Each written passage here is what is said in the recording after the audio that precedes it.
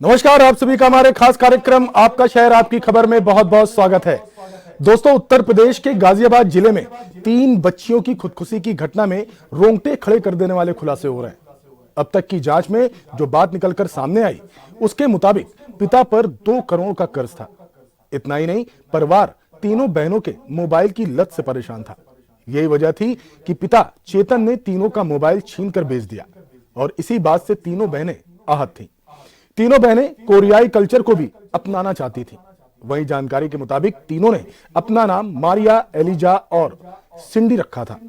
हालांकि पड़ोसी बच्चियों के इस कदम को ऑनलाइन कोरियन गेम के टास्क से जोड़कर देख रहे हैं।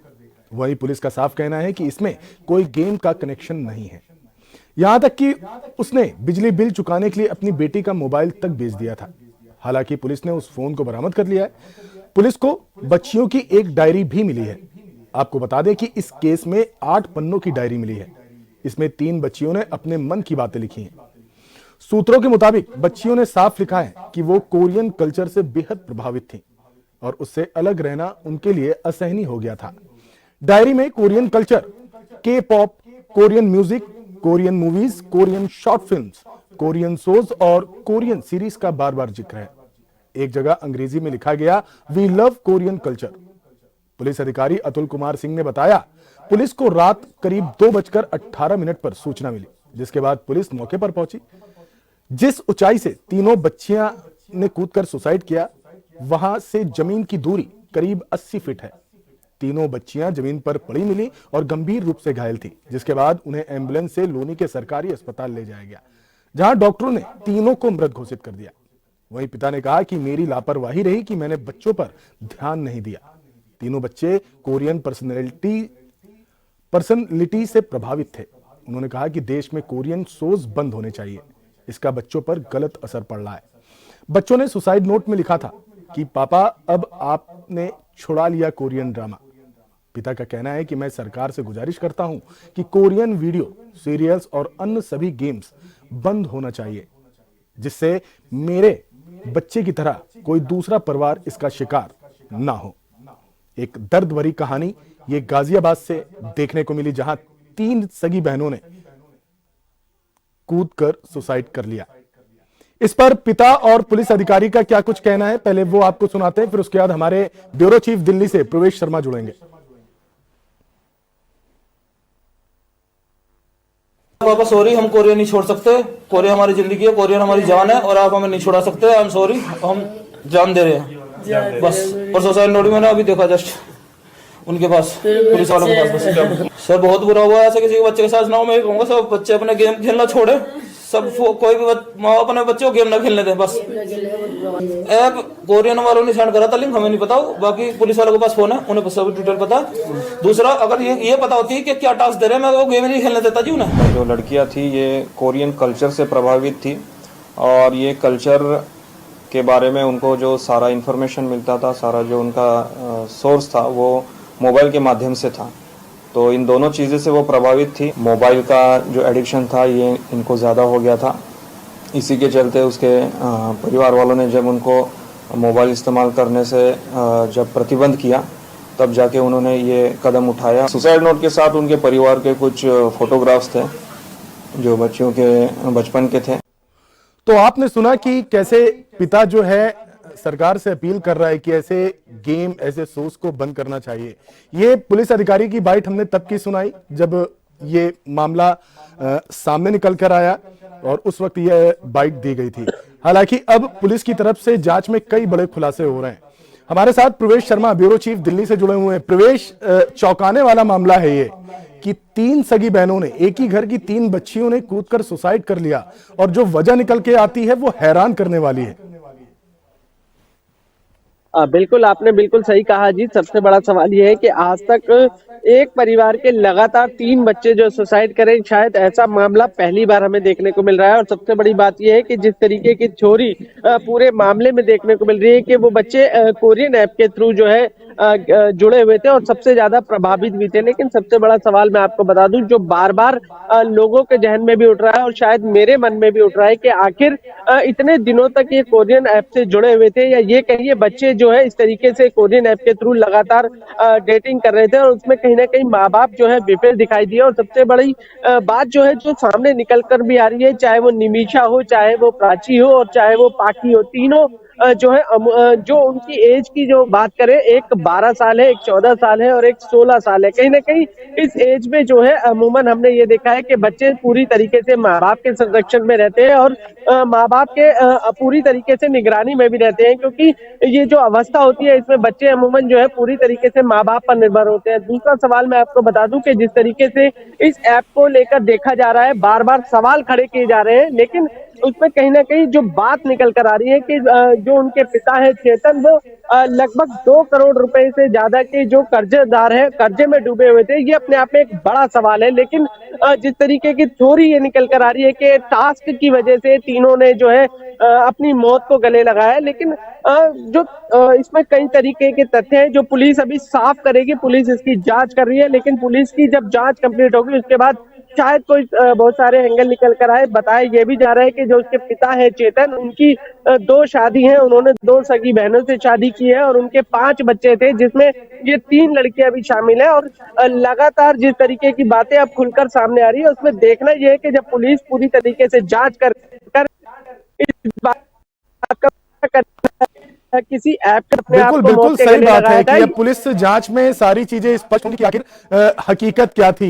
लेकिन अब क्योंकि शुरुआती तौर पर जिस तरीके से डायरी बरामद हुई है, बच्चों ने लेटर लिखा, उसमें साफ तौर पर कि ये कनेक्शन तो है, कोरियन गेम कनेक्शन तो है, और पुलिस अब खुलासे की भी बात कर रही है, तो ये दोनों परिस्थितियां बनी हुई थी, उसी के चलते एक ऐसी घटना घट गई। प्रवेश, मैं ये भी जानना चाहूंगा क्योंकि हिंदुस्तान में बहुत सारे ऐसे गेम हैं जिसमें टास्क दिए जाते हैं। अगर हम पबजी की बात करें, और भी कई गेम हैं जिसके चलते बच्चों ने गलत कदम उठाए, तो आखिर ऐसे गेमों की जरूरत क्या है और इनको परमिशन क्यों दी जाती है जिसमें टास्क, सिर्फ टास्क नहीं, बच्चों की जान भी गई है और साथ में एक बड़ी पूंजी भी गवा देते हैं। बच्चे नादानी में बड़ी पूंजी गवा देते हैं और बाद में इस बात की जानकारी होती है कि उनके साथ धोखाधड़ी हो गई।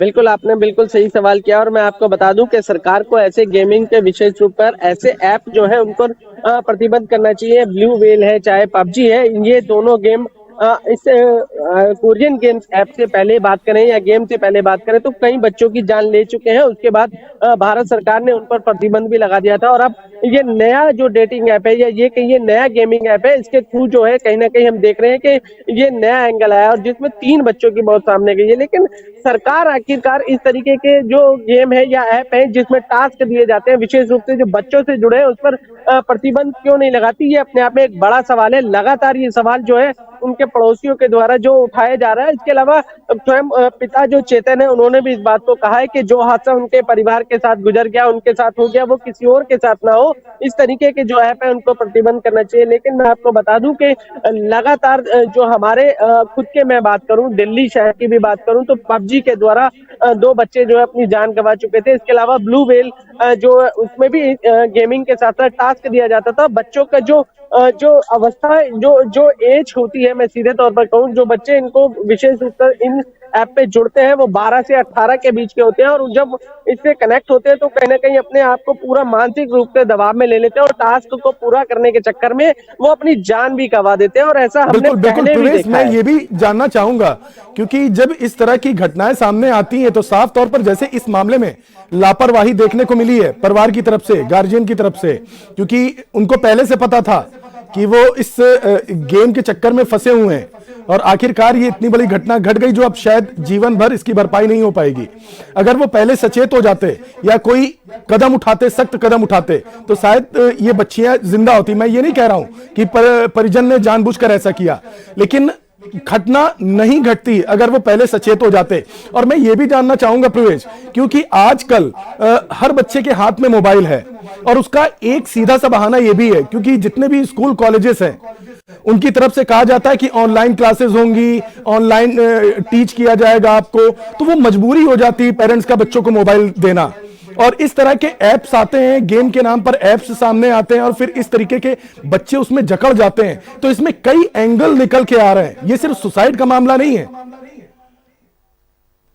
बिल्कुल, देखिए आप बिल्कुल सही कह रहे हैं, लेकिन मैं उसमें एक कड़ी जोड़ देता हूं कि कहीं ना कहीं इसमें माँ बाप पूर्णतः दोषी हैं। देखिए मैं आपको बता दूं कि भले ही 2 करोड़ से ज्यादा का कर्जा उनके पिता चेतन पर बताया जा रहा है, लगातार जो है इस तरीके की बातें भी सामने आ रही है, लेकिन कहीं ना कहीं जब तक आप अपने बच्चे को मोबाइल की सुविधा और ऐसे डेटिंग ऐप या गेमिंग ऐप चलाने के लिए इंटरनेट की सुविधा प्रोवाइड नहीं करेंगे, तब तक बच्चे जो है उसको आगे प्रोसीड नहीं कर सकते। कहीं ना कहीं पूरी सुविधा मिलने के बाद जब बच्चों को इस तरीके की सुविधा मिलती है, हर चीज के 2 पहलू होते हैं, अच्छा और बुरा भी। अमूमन माँ बाप भले ही स्कूल की पढ़ाई या ऑनलाइन क्लास के नाम पर मोबाइल देते हैं, लेकिन बच्चे उसका इस्तेमाल अन्य गेमिंग पे या किसी ऐप पर भी करते हैं, जिसके बाद वो धीरे धीरे उसकी लत लग जाती है और लत लगने के बाद जब माँ बाप का प्रेशर आता है तो देखने को इस तरीके की घटना भी मिलती है। लेकिन अभी मैं इस पूरे प्रकरण में एक बात सामने सीधे तौर पर कहूंगा कि पुलिस की जांच जो है 2 थ्योरी पे टिकी है। क्या वाकई में ही कोरियन ऐप के थ्रू जो है इन बच्चों ने अपने आप को सुसाइड किया है, या फिर इसमें कुछ और एंगल है? क्योंकि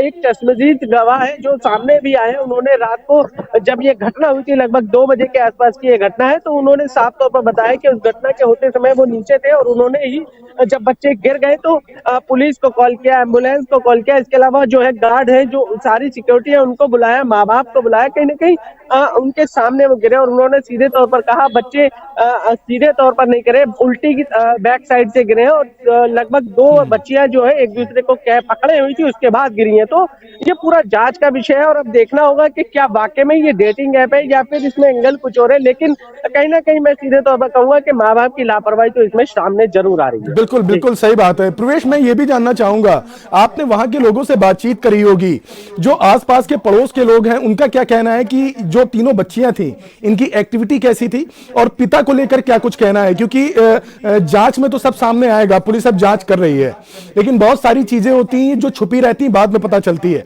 सामने कुछ और नजर आता है, वजह कुछ और होती है। तो इनके रवैये को लेकर, जो बच्चों का रवैया था उसको लेकर और पिता के रवैये को लेकर, परिवार को लेकर आसपास के पड़ोस के लोगों का क्या कहना है? देखिए मैं आपको बता दूं कि जो उनके पिता है चेतन, वो शेयर मार्केट से जुड़े हैं, ट्रेडिंग का काम करते हैं और इसके अलावा लगभग कोरोना काल के बाद से जो है उनकी आर्थिक स्थिति बिगड़ती चली गई है, ऐसा पड़ोसियों का कहना है। और कोरोना काल के बाद से ही जो ये बच्चियां हैं स्कूल भी नहीं जा रही थी, जबकि पिता का ये कहना है कि ये बच्ची फेल हो गई थी और फेल होने के कारण जो है इनको शर्म आती थी और इसलिए ये स्कूल नहीं जाती थी। लेकिन पड़ोसियों का कहना ये है कि ये बच्चियां काफी हंसमुख थी और जब ये ऊपर वाले फ्लोर की बात करें, ये 9th फ्लोर की घटना है, 11th फ्लोर की एक महिला है जो उनकी पड़ोसी है, उसने सीधे तौर पर मीडिया में बयान भी दिया। उन्होंने सीधे तौर पर ये कहा है कि वो जब भी कन्या जमाती थी तो अमूमन इन लड़कियों को बुलाती थी तो वो हंसती थी, खेलती थी, ऐसा देखने में किसी प्रकार से ये प्रतीत नहीं होता था कि ये किसी गेम से या ऐप से जुड़े हैं और इस तरीके से मानसिक रूप से प्रभावित है। हाँ, बताया ये जा रहा है कि जो सबसे छोटी बेटी है इनके पिता की, चेतन की, जो दूसरी पत्नी से है, वो मानसिक रूप से जरूर ग्रस्त है। जी बिल्कुल सही बात है कि उन्होंने साफ तौर पर जो जानकारी सामने आई कि बच्चियों ने नाम तक बदल लिया था, मारिया, एलिजा और सिंडी, क्योंकि कुछ ना कुछ तो है, क्योंकि एंगल अब कई सारे निकल के आ रहे हैं। एक तो कर्ज का एंगल निकल के आ रहा है, दूसरा एक डिप्रेशन में जाने का, कोरोना टाइम में जैसे आपने बताया कि बच्चियां स्कूल भी नहीं जा रही थी, तीसरा ये गेम। हालांकि अब जांच में स्पष्ट हो जाएगा, लेकिन प्रवेश में ये भी जानना चाह रहा हूं क्योंकि आजकल सोशल मीडिया का समय है, अच्छी बुरी चीजें सब कुछ बच्चे देख रहे हैं और बिना मोबाइल के आज की डेट में एजुकेशन भी अधूरी है, क्योंकि सारे स्कूल जो है टास्क आपको मोबाइल पे देते हैं, व्हाट्सएप के थ्रू देते हैं, आप ऑनलाइन जुड़ते हैं, क्लासेस में जुड़ते हैं। क्या ऐसी चीजों के लिए कि बच्चे इस तरह की जो कदम ना उठाएं, गलत कदम ना उठाएं या गलत रास्ते पर ना जाए मोबाइल के जरिए, इसको लेकर स्कूल कॉलेजेस की तरफ से और गवर्नमेंट की तरफ से एक जागरूकता अभियान चलाना चाहिए? क्योंकि हम देखते हैं कि चुनाव के समय में होर्डिंग बैनर्स लगते हैं और उसमें बैनर में साफ तौर पर एक ही चीज को 10 बार दिखा दिखा के थोड़ी थोड़ी दूरी पे उस चीज को जो है भर दिया जाता है दिमाग में। तो जरूरी है कि ऐसे जागरूकता अभियान चलाए जाए जो बच्चों को हर थोड़ी दूरी पे वो नजर आए, ताकि उनके दिमाग में वो बैठा रहे। ऐसा नहीं कि महीने में एक बार कर दिया और फिर जिम्मेदारी समाप्त हो गई। बिल्कुल, आपने बिल्कुल सही कहा और ऐसे जागरूकता अभियान की सख्त जरूरत है। और मैं आपको बता दूं कि इसके लिए स्वयं माँ बाप को जिम्मेदारी उठानी होगी, पेरेंट्स को जिम्मेदारी लेनी होगी, इसके अलावा स्कूल को लेनी होगी और सरकार को भी एक दिशा निर्देश इसमें जो है जारी करनी होगी। क्योंकि हमारे देश में सीधे तौर पर कहूँ, जब तक कोई सख्त कानून या दिशा निर्देश की तरफ से नहीं लागू होता है, सरकार की तरफ से लागू नहीं होता, तो वो थोड़ा सा ढिलाई में जरूर रहता है। अगर इस तरीके के कदम उठाए जाएंगे तो हो सकता है कि बच्चों को जागरूकता अभियान के थ्रू कोई ना कहीं मैसेज मिल जाएगा। क्योंकि बच्चे अमूमन इस उम्र में बच्चे अपने दोस्तों के साथ, मोबाइल के साथ ज्यादा अपना समय बिताना पसंद करते हैं, बजाय अपने माता पिता या भाई बहनों के साथ। इसमें सीधे तौर पर जो है इस तरीके के जागरूकता अभियान है, इसमें कोई दो राय नहीं है, अहम भूमिका निभा सकते हैं और इस तरीके की जो घटना है उन पर रोक लगाने में सहायक भी हो सकते हैं। क्योंकि बच्चों को अगर पहले से इस बात की जानकारी हो जाए कि ये एक टास्क है, केवल एक बनावटी है, इसमें ज्यादा सीरियस होने की जरूरत नहीं है, तो कहीं ना कहीं बच्चों को एक जागरूकता मिलेगी और वो अपने आप को इस तरीके की घटनाओं को होने से रोक सकेंगे, बच सकेंगे। और अहम भूमिका इसमें पेरेंट्स को जो है, मैं फिर से कहूंगा, सबसे ज्यादा निभानी पड़ेगी। क्योंकि पेरेंट्स ही वो शख्स हैं जो बच्चों को घर में मोबाइल की खुली छूट देते हैं, लगातार वो गेम खेलें या किसी ऐप के थ्रू इस पे बात करें, तो पेरेंट्स की निगरानी में रहते हैं। बच्चों के बारे में पेरेंट्स को अधिक जानकारी होती है और इसको सीधे तौर पर कहूँ रोकने की या पूरी प्रणाली को चलाने का जो जिम्मा है वो पेरेंट्स का ज्यादा है। क्योंकि बच्चों की जिम्मेदारी माँ बाप की सबसे ज्यादा होती है। बिल्कुल बिल्कुल सही बात है। प्रवेश, बहुत बहुत धन्यवाद आपका महत्वपूर्ण जानकारी देने के लिए। और आप इस मामले को लेकर अपनी नजर बनाए रखें, इसमें कोई भी अपडेट आती है तो हम अपने दर्शकों तक जरूर पहुंचाएंगे। तो दोस्तों, साफ तौर पर आपने देखा कि जिसने भी इस घटना के बारे में सुना उसके रोंगटे खड़े हो गए। 3 मासूम बच्चियों ने जान दे दी और उसकी वजह बना कोरियन गेम। हालांकि अब पुलिस जांच कर रही है और जांच में सारी चीजें स्पष्ट होगी कि मुख्य वजह क्या थी। लेकिन इसमें कोई दो राय नहीं है, जिस तरह से डायरी पाई गई है, सुसाइड नोट लिखा है, तो कनेक्शन कोरियन गेम्स को लेकर जरूर है और साफ तौर पर जागरूक होने की जरूरत है। स्कूल, कॉलेजेस, माँ बाप, सरकार, सभी को जागरूक होने की जरूरत है। और मुझे ऐसा लगता है कि ऐसे गेम पर बिल्कुल बैन लगा देना चाहिए। ऐसे गेम की कोई भी आवश्यकता नहीं है जिसमें उनको टास्क देकर, उनका ब्रेन वॉश करके उनको इतना मजबूर कर दिया जाए कि वो अपनी जान देने पर बेबस हो जाए। दोस्तों, दूसरी खबर लखनऊ से है। लखनऊ के हैदरगंज पुल पर उस वक्त अफरा तफरी मच गई जब बाइक सवार एक युवक की गर्दन पतंग की खतरनाक डोर से कट गई। युवक की पहचान शोएब के रूप में हुई है। बता दें, गर्दन से तेजी से खून बहने लगा। वहीं मौके पर मौजूद लोगों ने आनन फानन में शोएब को गंभीर हालत में ट्रामा सेंटर पहुंचाया, लेकिन इलाज के दौरान उसकी मौत हो गई। अब जो जानकारी हमारे पास है, शोएब अपने परिवार का इकलौता बेटा था, मेहनत करके घर का खर्च चलाता था। हादसे की खबर मिलते ही परिवार पर दुखों का पहाड़ टूट पड़ा है। घर में मातम पसरा है, मां बाप का रो रो कर बुरा हाल है और वो अभी तक यकीन नहीं कर पा रहे कि उनका बेटा भी इस दुनिया में नहीं रहा। इस हादसे के बाद इलाके में गुस्सा और आक्रोश देखने को मिल रहा है। लोगों का कहना है कि पतंग की ये डोर अब खेल नहीं, जानलेवा हथियार बन चुकी है। राह चलते लोग, बाइक सवार और बच्चे इसकी चपेट में आ रहे हैं। जिसके बाद उत्तर प्रदेश के मुख्यमंत्री योगी आदित्यनाथ ने राज्य में चीनी मांझे के इस्तेमाल पर पूरी तरह से रोक लगा दी है और मुख्यमंत्री ने पुलिस अधिकारियों को पूरे प्रदेश में छापेमारी के निर्देश दिए हैं। साथ ही सख्त चेतावनी दी कि चीनी मांझे से होने वाली मौतों को हत्या माना जाएगा। जिसके बाद लखनऊ पुलिस एक्टिव हो गई है। पुलिस ने कई पतंग की दुकानों पर अभियान चलाया चाइनीज मांझे को लेकर। वहीं हुसैनगंज, वजीरगंज, चौक बाजार, खाला ठाकुरगंज सभी पतंग की दुकानों पर पुलिस ने अभियान तेज कर दिया है। लेकिन इसके बावजूद सवाल यही है, यह खतरनाक मांझा सड़कों तक कैसे पहुंच रहा है और कब रुकेगा ये मौत का खेल? क्योंकि ये कोई पहली घटना नहीं है जिसमें किसी ने अपनी जान गंवाई हो। इससे पहले भी कई लोग चाइनीज मांझों के चलते अपनी जान गंवा चुके हैं। इस पर हमारे संवाददाता जुड़ेंगे, लेकिन उससे पहले लोगों का क्या कुछ कहना है वो हम सुना देते हैं, क्योंकि ये उसी वक्त की बाइट है जिस वक्त ये घटना घटित हुई थी। साथियों, हो सकता है इस टाइम में लाइकिंग कम हो, लेकिन ये वीडियो आगे बढ़नी चाहिए। एक शोएब नामक लड़का जो हैदरगंज पुल से चढ़ा और चढ़ने के बाद में अब उसकी बॉडी यहाँ ट्रॉमा सेंटर से जा चुकी है। 3 बजे की घटना है और वो व्यक्ति हो चुका है, फैजी भाई है। डोर से गई है जान, जो कांच लेपित डोर है और उस पर 17 से प्रतिबंध है सरकार की तरफ से। सरकार हमारी सजग है, लेकिन अधिकारी उस पर ध्यान नहीं देते। प्रतिबंध होने के बावजूद मांझा और रील बिक कैसे रहे। खाली सिंथेटिक डोर नहीं, चाइनीज डोर नहीं, भारत में बनने वाला कांच लेपित हर मांझा प्रतिबंधित है और उसमें रोक लगी हुई है 17 से। लेकिन कुछ नहीं हो रहा है। आज एक जान गई है, कल किसी और की जान जाएगी, परसों हमारी जाएगी। समय रहते अधिकारियों को सचेत होना चाहिए, इस पर पूर्णतः प्रतिबंध लगाना चाहिए। ये जो जुए की तरफ बढ़ गया है ये भी बड़ा खतरनाक है। देखिए ये रशीद भाई हैं, बता रहे हैं कि पेज लड़ाया, पतंग उड़ रही है, शाम हो गई, उन्होंने वहीं तोड़ के फेंक दी, वहीं हर पेज पे रील तोड़ देते हैं। तो ये भी बहुत बड़ी बात है। ये जो जुए की तरफ बढ़ गया है इससे भी बड़ा अभिशाप बन गया है, इस पर भी ध्यान दें। तो आपने सुना कि साफ तौर पर लोगों में गुस्सा है और लोग कह रहे हैं कि ये नियम तो पहले सा था, लेकिन जो अधिकारी हैं उन्होंने आंखों में पट्टी बांध रखी।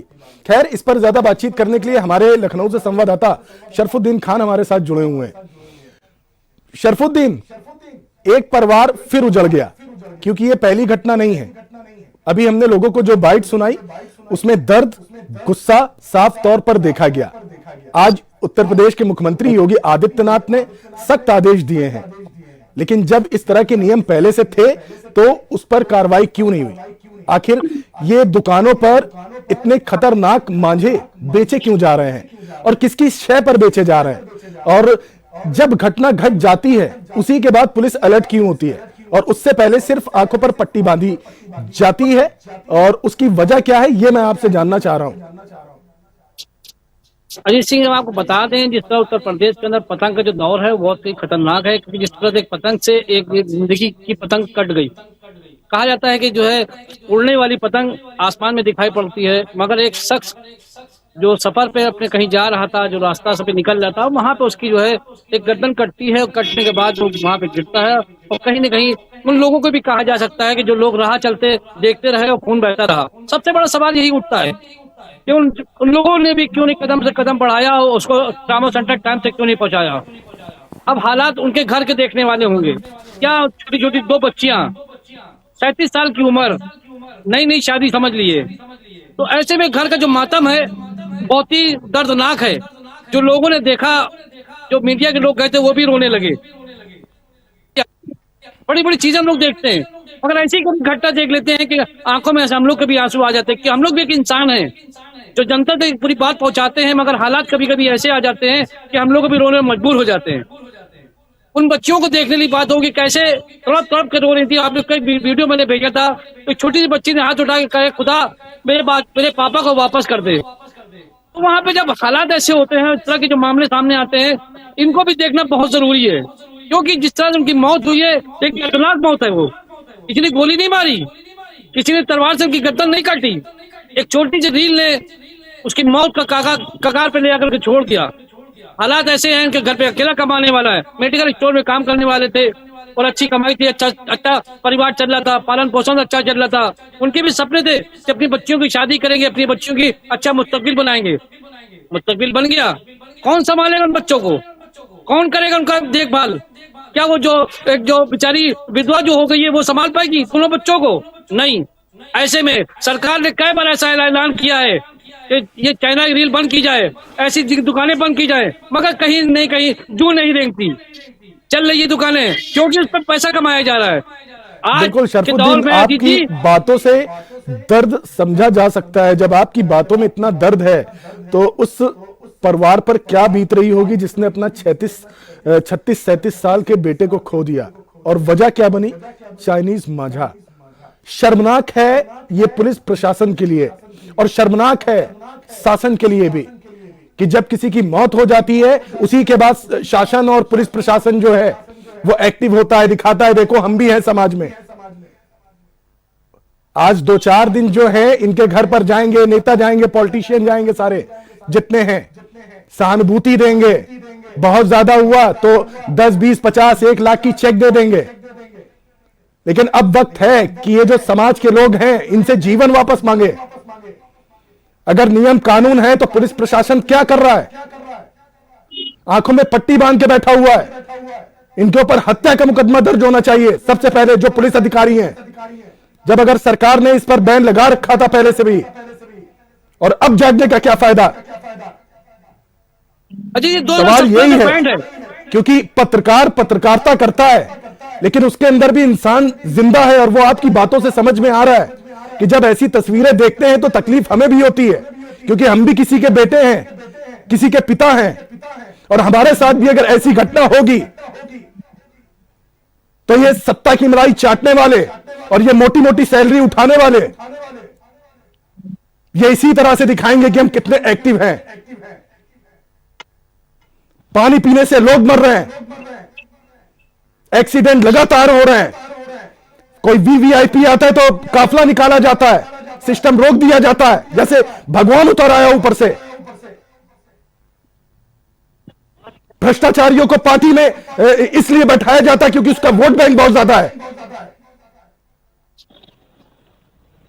और जब कुछ नहीं बचता है तो हिंदू मुसलमान करना शुरू कर दो, और आम आदमी इसी तरह रोड पर मरता रहेगा। कभी एक्सीडेंट में, कभी गर्दन कटने से मरेगा, कभी कोई गोली मारेगा, और ये सत्ता की मलाई चाटते रहेंगे सिर्फ। इस पर कार्रवाई, अभी आगे तक की कार्रवाई क्या हुई शरफुद्दीन? अभी जो है अब सब जागे हैं, अभी सो रहे थे अब जागे हैं। कुंभकर्ण की तरह की नींद में जो सो रहे थे वो जागे हैं, मुख्यमंत्री के आदेश पर जागे हैं। इससे पहले जागना बहुत जरूरी है। कहा जाता है घटना होने के बाद पुलिस पहुंचती है, अब रोडों में पुलिस नजर आ रही है, डीसीपी नजर आ रहे हैं, एसीपी नजर आ रहे हैं, दुकानों में जाके छापेमारी की जा रही है कि तुम लीड रखे हो चलो तुम्हें गिरफ्तार किया जाता है। इससे पहले क्यों नहीं इससे पहले आंख खोली जाती है? क्यों उस जगह पर क्यों नहीं जाया जा सकता है कि जिससे मौत का मौत जो कहीं ना कहीं जो लोग गले लगा रहे हैं उसको रोका जा सके? ऐसी जगह क्यों नहीं जाया जा सकता? लोग कहते हैं कि पहले से मालूम हो, कैंसर के बारे में पता चल जाए। दवा डॉक्टर क्यों होते हैं? इसीलिए होते हैं कि उनको वक्त से पहले पता चल गया कि ये बीमारी है, ये दवा खा ली आप ठीक हो जाएंगे। उनको भगवान का रूप दिया जाता है। और कहीं ना कहीं हम जो है पुलिस विभाग का अधिकारी जो होते हैं उनको भी भगवान कह सकते हैं, क्योंकि जो मुजरिम को रोक सके, उन घटनाओं को रोक सके।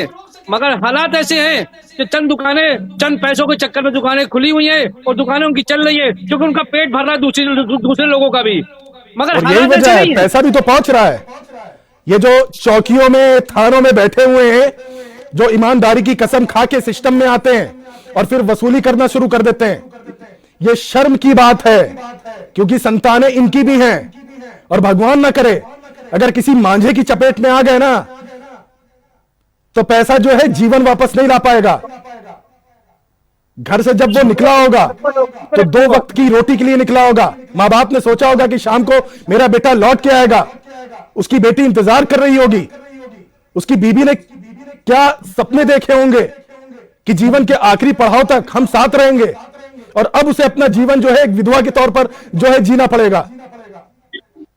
और ऐसे मक्कार, ऐसे हरामखोर पुलिस कर्मियों पर सख्त कार्रवाई होनी चाहिए। उत्तर प्रदेश के मुख्यमंत्री योगी आदित्यनाथ को स्पष्ट तौर पर यह देखने की जरूरत है कि घटना के बाद हमें एक्टिवनेस नहीं चाहिए कि कितनी पुलिसकर्मी दौड़ लगा रहे हैं। ऐसे पुलिसकर्मियों पर कार्रवाई हो और उन लोगों पर सख्त कार्रवाई हो जो दुकान खोलकर मौत का सामान बेच रहे हैं, और उन लोगों पर भी कार्रवाई हो जो अपनी छत पे खड़े होकर पतंग उड़ाते हैं लेकिन इतना दिमाग नहीं लगाते हैं कि उस डोर से किसी की जान भी जा सकती है। शर्मनाक, शर्मनाक, शर्मनाक, उत्तर प्रदेश के लिए शर्मनाक कि अब लोग एक मांझे से भी अपनी जान गंवा रहे हैं। शरफुद्दीन, बहुत बहुत धन्यवाद, और आप इस खबर पर नजर बनाए रखिए क्योंकि अब देखने वाली बात है कि पुलिस प्रशासन कितना एक्टिव हुआ है और क्या कार्रवाई करता है। तो दोस्तों, आज आपने देखा पहली खबर गाजियाबाद से जिसने हिला कर रख दिया, और दूसरी खबर लखनऊ से जिसने बहुत सारे सवाल खड़े कर दिए और सोचने पर मजबूर कर दिया है। और एक भरोसा तोड़ने वाली खबर है ये कि अगर शासन प्रशासन इतनी भी सुरक्षा नहीं दे पा रहा है तो फिर ऐसे शासन प्रशासन की क्या जरूरत है समाज में। फिलहाल के लिए आपके शहर आपकी खबर में बस इतना ही। बाकी देश दुनिया की तमाम खबरों के लिए देखते रहिए न्यूज़ प्लस।